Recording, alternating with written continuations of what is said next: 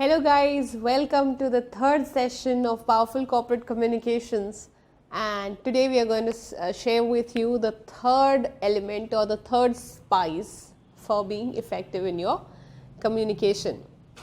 Okay, and that third spice is zest in your communication. What do you understand by the word zest? It is the enthusiasm when you are speaking, right? And how do you bring this enthusiasm while you're speaking?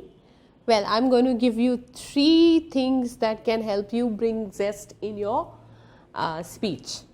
So, those 3 things would be pitch, pause and tone. They are all a part of vocal variety. You understand vocals, I'm sure. So, they are all a part of vocal variety. So, let's talk about the very first one, which is your pitch. Now, the pitch is high and the low in your speech, right? You may have heard high pitch, low pitch in songs and in other things. Now, how do we bring this pitch to high and low, especially in words? By using something called as syllable and syllable stress. Now, okay, let me explain what is a syllable and what is a syllable stress for this. So, syllable is an unbreakable sound in a word, which is also called as beat. You may have heard 1 beat, 2 beat, 3 beat, right? So, that's what is a syllable. And it is broken by vowel sound followed by a consonant. So, for example, if I say blanket, so the word blanket has a vowel sound after bl. So, it is bla. A is a vowel sound and n is the consonant sound followed by it. So, the word blanket has 2 syllables. One is bla, second one is ket. So, this word will be pronounced as blanket, where blan will go up and ket will go down, right? So, this is how we will bring our pitch to high and low, and we will give different beats to our pitch. Now, we would say a lot of words very regularly. For example, if you want to say, can you please help me with the project?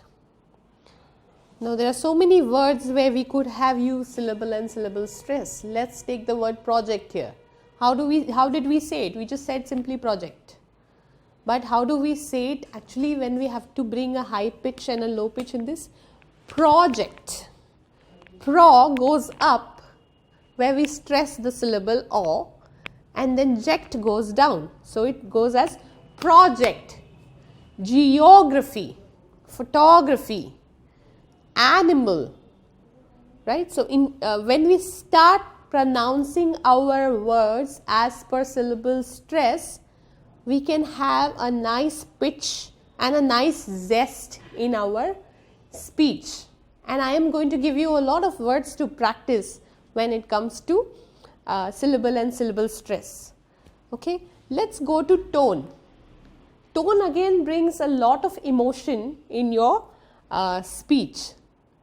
So, tone comes with word stress and also intonation, which is high and low that you bring in your sentence. For example, you are asking a question, what is your name? Or what is your name? Where name goes up and it sounds like a question, whereas the first one, which is what is your name, sounds like a sentence. Let's take a sentence and stress on different words and see how the meaning changes. Okay. So, the sentence is, I did not steal your pen. Let's stress on I. I did not steal your pen. What does it say? I am not the culprit. You can blame somebody else. I did not steal your pen. What does it say? I may have borrowed it, taken it, but did not steal it. I did not steal your pen. What does it mean? I didn't steal your pen. I took somebody else's pen.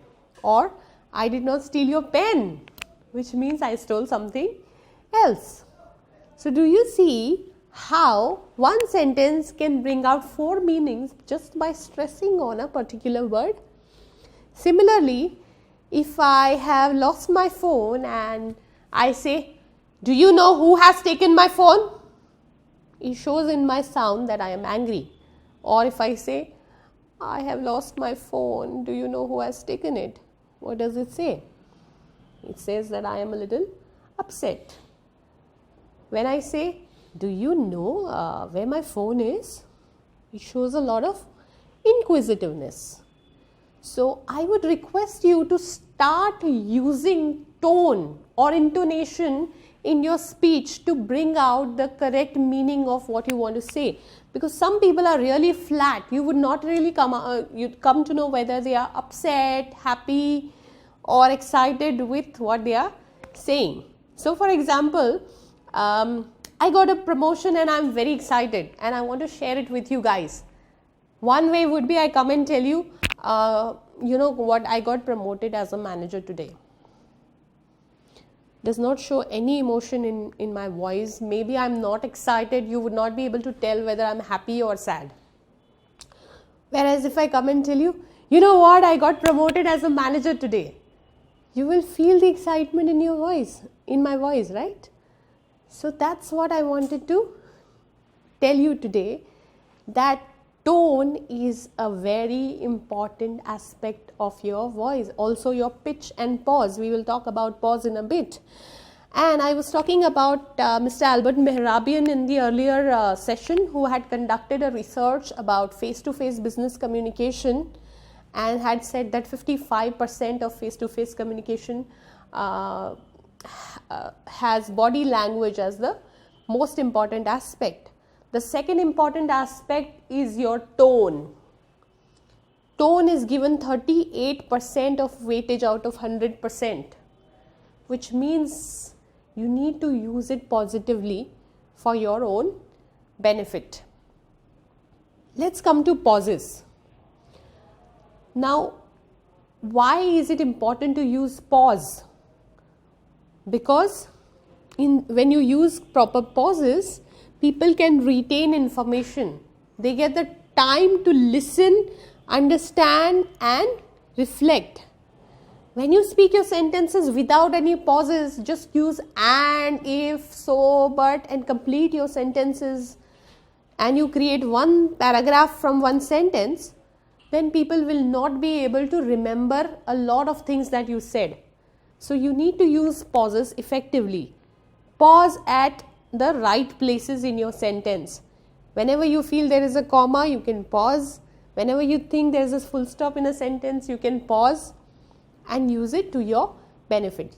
So these three things, pitch, tone and pause, which are a part of vocal variety, are very important element of your corporate communication.